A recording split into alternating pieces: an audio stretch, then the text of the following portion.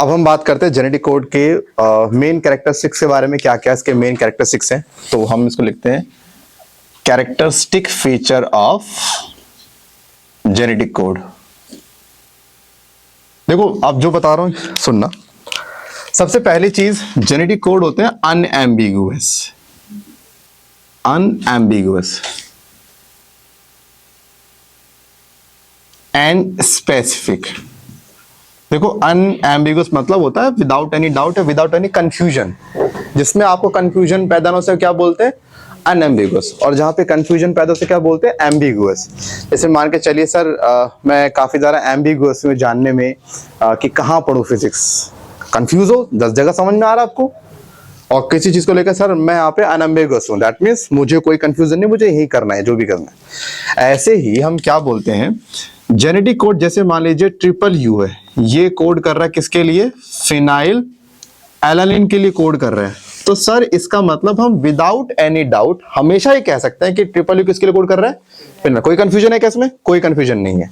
और एक genetic code सिर्फ एक ही को कोड करता है, दिस इज स्पेसिफिक। जब एक को कोड करे, दिस इज स्पेसिफिक। अच्छा, इसके बाद कभी भी जेनेटिक कोड को लिखते वक्त कृपया कोई भी पंक्चुएशन का इस्तेमाल ना करें। क्या इस्तेमाल ना करें? पंक्चुएशन मत ले आना। जैसे कि मान के चलिए मैं जेनेटिक कोड लिख रहा हूं, मैंने क्या किया, सर ने पढ़ाया था कि 3 बेस मिलकर एक इंफॉर्मेशन रखते हैं। तो मैं क्या करूंगा, मैं लिखूंगा ACT, या मान लीजिए हम बात करें ACU, UCG, GCU। यानी आप इनको बीच में गैप दे रहे हो। क्या दे रहे हो? गैप नहीं देते। हमेशा डीएनए के कोड को कॉन्टिन्यूअस मैनर में लिखते हैं। जो ये 3 का पंगा, इसे आप माइंड में अपने आप रीड करते हो। माने इसको लिखना आपको कैसे है, ऐसे ACU, UCG, GCU, इसको माइंड में रीड करना है। अच्छा सर ये 3 है, ऐसे रीड करना है इसको। बीच में कोई कोमा, कोई स्लैश, हाइफन कुछ मत लगाना भूल कर भी, वरना दिक्कत में आ जाओगे।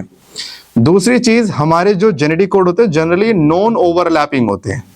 मतलब कुछ एक्सेप्शन को छोड़ दो, एक आध, नॉर्मली ये ओवरलैप नहीं करते हैं। बताता हूं कैसे।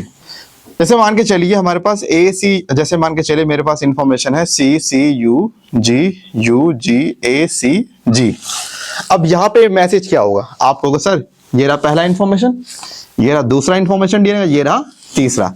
क्या आपने इसमें दूसरे वाले का बेस यूज किया? नहीं यूज किया। क्या आपने इसमें इसका यूज किया? जब कभी भी 2 डिफरेंट कोडोन्स में कोई भी सेम बेस ना है, कॉमन बेस ना है, तो वो क्या होता है, नॉन ओवरलैपिंग।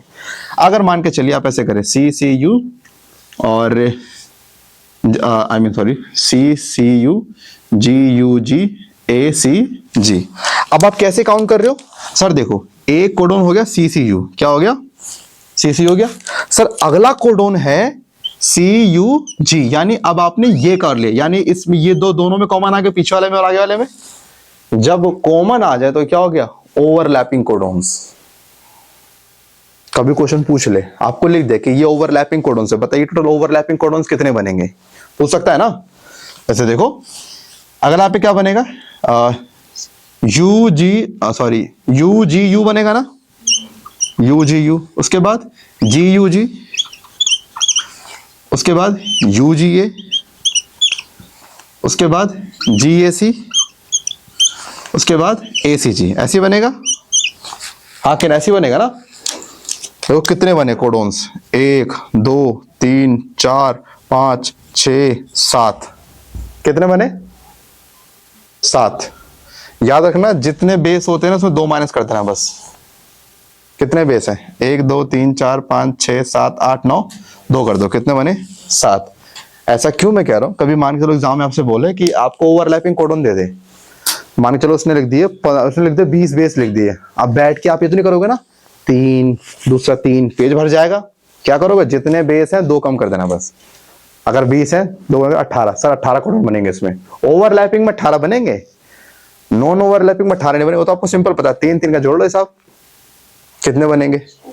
जैसे 27 अगर मान के चलो कोडोन 27 बेस है, तो 27 बेस में ओवरलैपिंग कोडोन कितने बनेंगे, 25 ओवरलैपिंग एंड नॉन ओवरलैपिंग में 9 बनेंगे। तो ऐसे आप याद रखना कि हमारे जो कोडॉन्स है वो कैसे होते हैं, यानी नॉन ओवरलैपिंग होते हैं।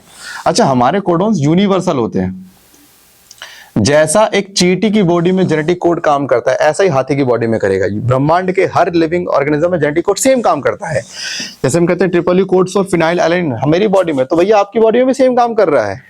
तो जब जेनेटिक कोड पूरे यूनिवर्स में जैसा एक्ट करे, इसको क्या बोलते हैं? यूनिवर्सल, इसको जेनेटिक कोड बोला करते हैं। और इसके बाद हमारा जो 5th पॉइंट यहाँ पर आता है कि जेनेटिक कोड के अंदर प्रॉपर्टी होती है स्टार्ट करने की प्रोसेस, कौन से? प्रोटीन फॉर्मेशन को। तो ये स्टार्टिंग कोडोन भी एक्ट कर सकते हैं, माने प्रोटीन को शुरू करने के लिए भी हमें कुछ स्पेशल कोडोन्स की नीड पड़ती है। याद है कौन? AUG। अच्छा, इसमें डुअल प्रॉपर्टी है ना यूजी में। डुअल प्रॉपर्टी क्या है? ये स्टार्टिंग कोडोन भी साथ में इट कैरीज मिथ्योनिन।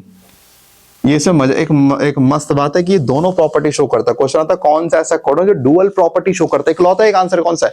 मिथ्योनिन है। इसमें सॉरी AUG है, जिसमें कोई दूसरा एग्जांपल इसके अलावा है ही नहीं। अच्छा, तो ये हमारे पास हो गए unambiguous and specific, no punctuation, non overlapping, ठीक है, यूनिवर्सल एंड स्टार्टिंग कोडोन। तो और हमारा जो लास्ट पॉइंट था एवरग्रीन, पता है ना? कोडोन्स आर डीजेनरेट, यानी जब मल्टीपल कोडोन्स एक ही अमाइनो एसिड के लिए कोड करें, दिस इज डीजेनरेसी। अब देखो 7th हमारा पॉइंट ये आता है कि इसमें से जैसे 3 हमारे पास कोडोन होते हैं, UAA, UAG, UGA, ये 3 हमारे क्या कहलाते हैं? स्टॉपिंग कोडोन, क्योंकि ये प्रोटीन फॉर्मेशन को स्टॉप करने के काम आते हैं। तो ये इनको मतलब इनके अंदर कुछ हैं जो कोडोन्स की प्रॉपर्टी रहता है, मतलब स्टॉपिंग 3 ही है, UAA, UAG और UGA। भाई कितनी बार क्वेश्चन आया, मतलब पक गया, मतलब क्वेश्चन हद ही क्वेश्चन से पूछे हैं इस पे, और AUG बहुत पूछे।